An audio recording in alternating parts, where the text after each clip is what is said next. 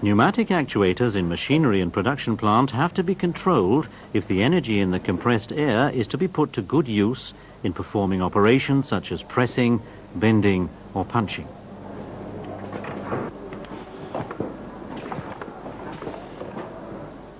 The control is carried out by means of valves.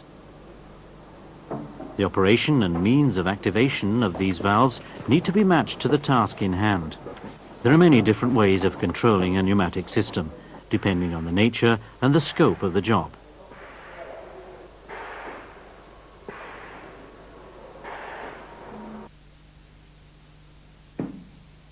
However, they can all be reduced to three basic modes: press and release control,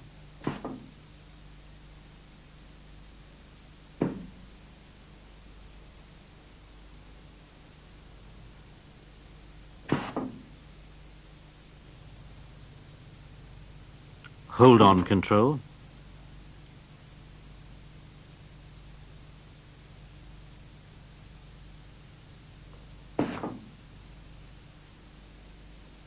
and sequence control. We'll come back to these later.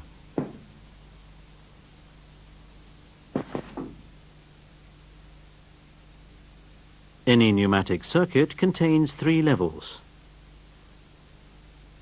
At the command level, there is a 3-2 ported valve to set the system in motion, to inject a signal into the system. At the middle level, we might have a 5-2 ported valve as a control element to process the signal and pass it on to the actuators. The actuator, in this case a double-acting cylinder, forms a third level. This is the execution level, where the command is carried out. The relationships between signal element, control element and actuator are shown in the pneumatic circuit diagram. The actuator, a double-acting cylinder marked 1, extends to the right. Its extension rate is governed by the flow control valve 1.3 on the exhaust side.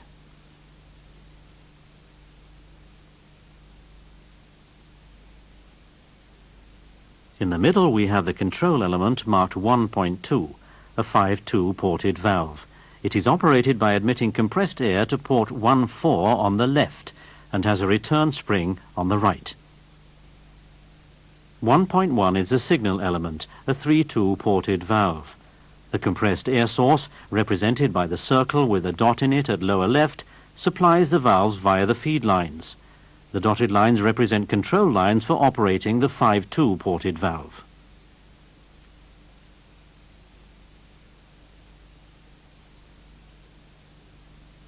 The system is set in action by operating valve 1.1. The 3-2 ported valve is the signal element at the command level.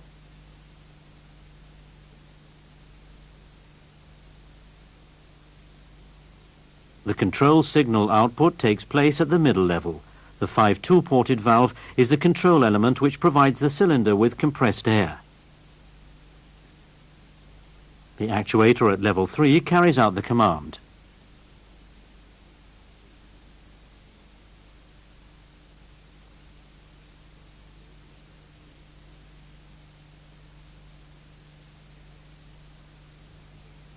The double-acting cylinder extends for as long as the signal element is actuated. As soon as the 3-2 ported valve is released, it retracts again. This type of control is like a bell push. The bell rings only as long as the button is pressed. The 3-2 ported valve controls a 5-2 ported valve. The decisive point is that the control element is activated by compressed air from only one side. A spring returns it to the start position. To remind you of the principle of the 5-2 ported valve, the plunger is operated pneumatically from the left. It is returned mechanically by a spring on the right.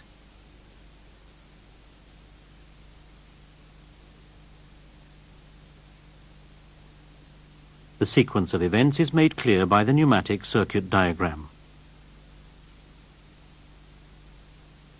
When the signal element is actuated, compressed air flows via the control line input 1 to output 4 and moves the control element to its left-hand position.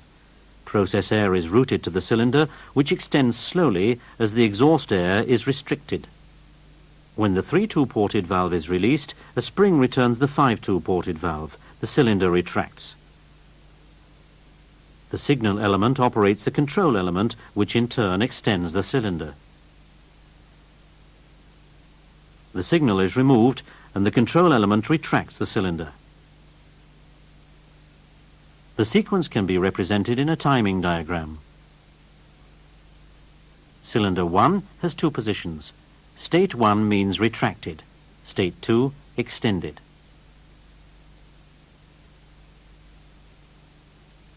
In our example, the cylinder extends in a space of 1.5 seconds and retracts in only half a second. The positions of the cylinder are marked on the vertical axis, corresponding to the times on the horizontal axis.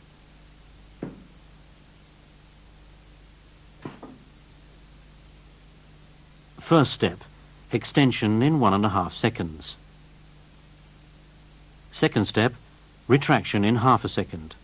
The total time for the 2 movements, that is, the cycle time, is 2 seconds. The third step would be a repeat of the first step, and so on.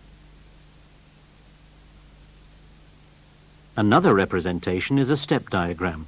Again, the cylinder has states 1 and 2. First step, extension. Second step, retraction. The times can also be entered alongside the step number, but the time axis is no longer linear.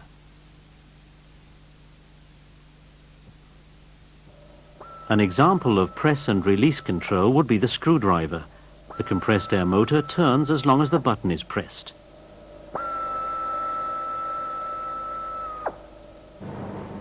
An industrial application.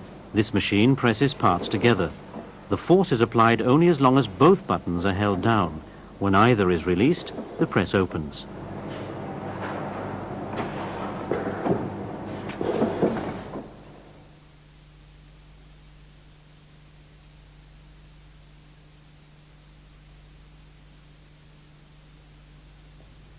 When the left-hand signal element is activated, the cylinder extends. The 5-2-ported valve then stores the signal. It stays in the same position even though no control signal is present, and returns only when the right-hand signal element is activated. The heart of this control is a pneumatic storage element, the 5-2-ported valve which provides the output control signal. It is able to store a signal because there is no spring to return it. A short burst of air is enough to operate the valve. It is therefore called an impulse valve.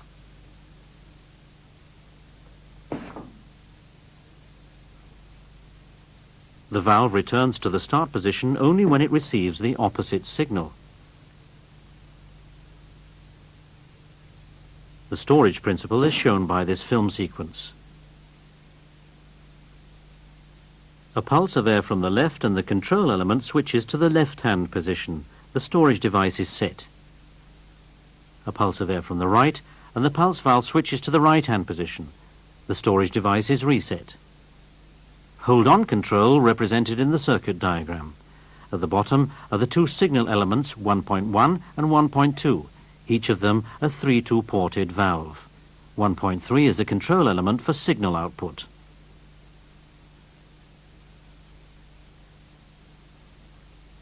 Signal element 1.1 operates the 5-2-ported valve. It switches and the cylinder extends. The signal element is released again. The cylinder remains extended until the second signal element, 1.2, switches the control element back again. In other words, it resets it.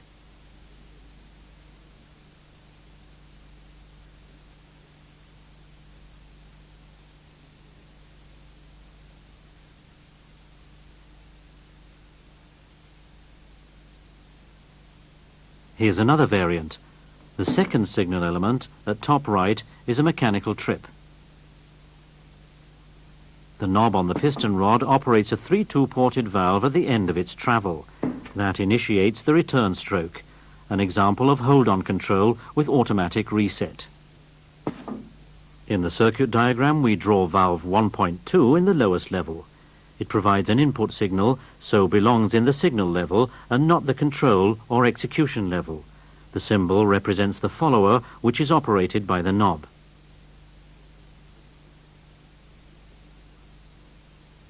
A triangle on the piston rod symbolizes the knob. A vertical bar next to it is numbered 1.2, showing the logical connection to the valve with that number.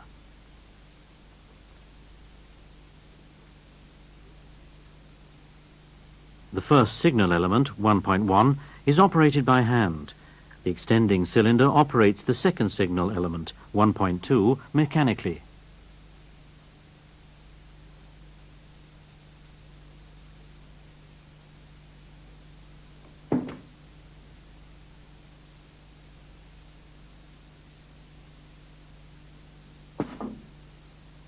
The sequence is shown here in a step diagram.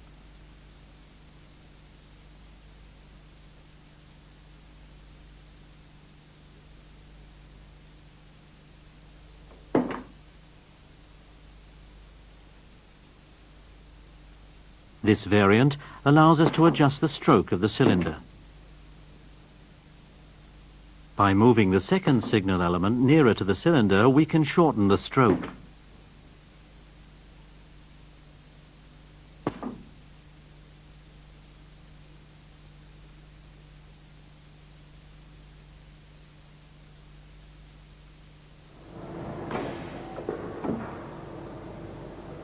Here, press and release control and hold-on control are combined. When the lower cylinder reaches the end of its stroke, it operates a single element in the form of a 3-2 ported valve. This 3-2 ported valve initiates the pressing operation. Pneumatic control of this kind is called sequence control.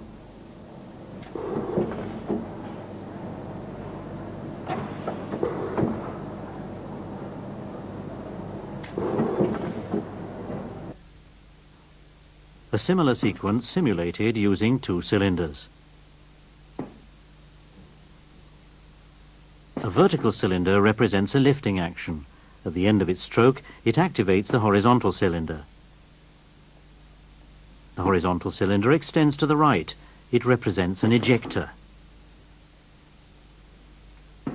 The manual signal element activates the lift cylinder via a control element. It, in turn, activates the upper signal element, which extends the second cylinder. That also operates a signal element, which makes the first cylinder retract. In the pneumatic circuit diagram, cylinders 1, the lift cylinder, and 2, the ejector, are shown next to one another at the execution level, both extending conventionally to the right.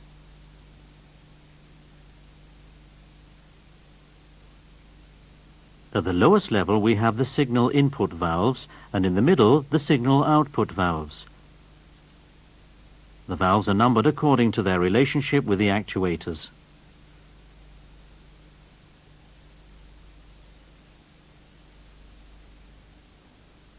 The step diagram now shows 2 cylinders. The lift cylinder is numbered 1 and the ejector 2. Each cylinder has 2 states. State 1 means retracted, state 2 extended.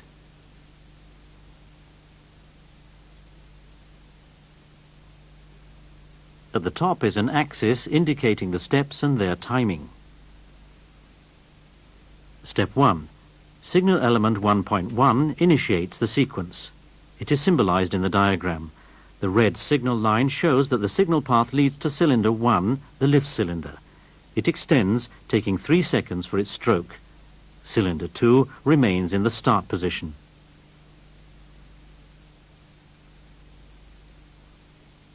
Cylinder 1 reaches the end of its stroke and operates the trip 2.1.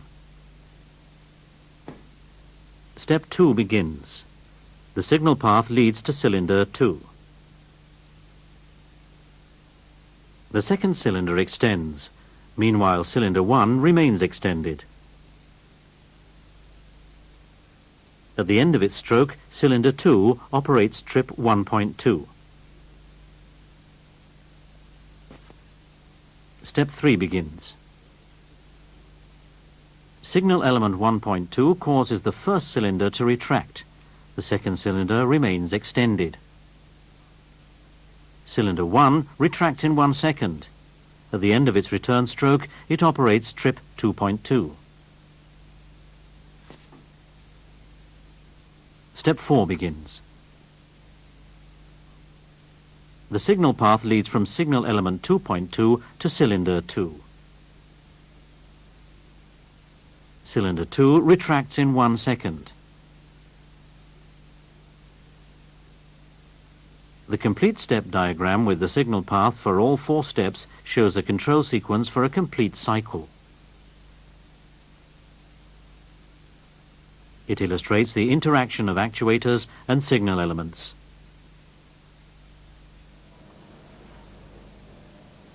At this workstation, 2 positions are processed alternately. The operator gives a signal for the changeover.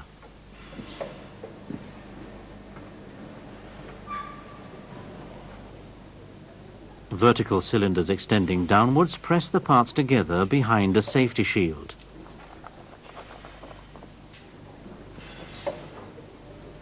The pressing process is initiated by mechanical trips.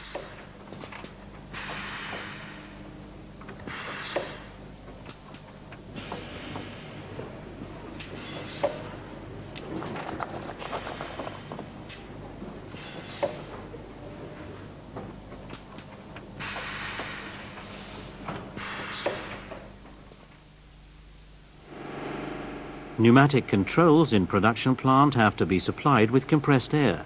Energy is stored in the air during compression.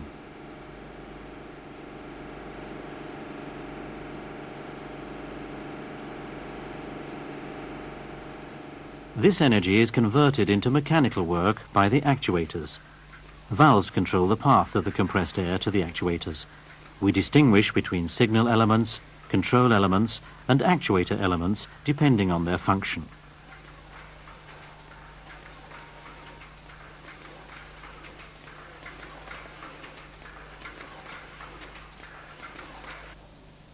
The way the control valves are operated depends on the task and the volume of production. Simple systems can be controlled pneumatically. The control elements are operated by compressed air from the signal elements.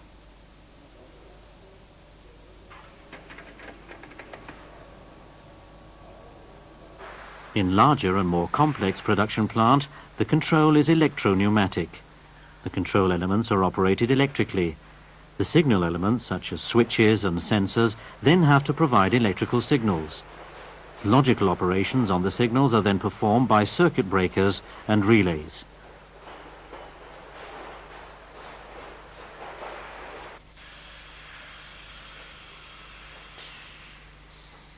The next stage of electromechanical control is stored program logic controllers, or PLC for short. The relays are replaced by programmable sequences.